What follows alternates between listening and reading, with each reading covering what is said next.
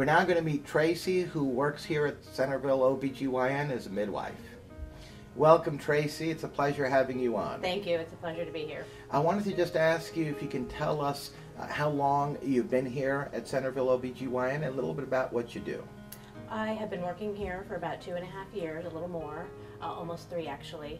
And I've known Dr. Hashemi for over 10 years, as a professional when I was a nurse. And so now I'm a midwife and a nurse practitioner. And I see patients in the office during the days. I see pregnant patients, I see GYN patients, and a little bit of primary care. And then I also deliver babies at Fair Oaks Hospital. Oh, you do quite a bit over here. Mm-hmm. A lot It's involved. fun. It is. It is fun. Especially when you touch people's lives in the manner that you all do. Yes. It's got to be very gratifying and satisfying.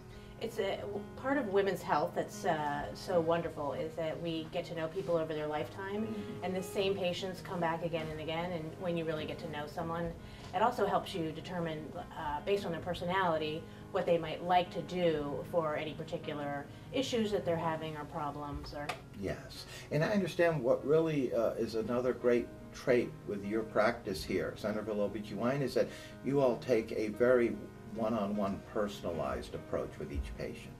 Yes, and we also like to give patients choices as to what may benefit them the most.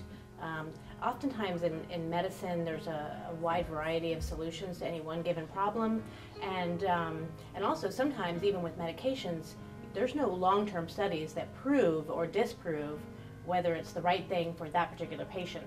So if you give the patient lots of choices, it does help them determine what they want to do next. Yes, yes indeed. Now that's a very Yeah. very good point you just made. And lastly, before I let you go, Traci, any words that you'd like to express to the viewers?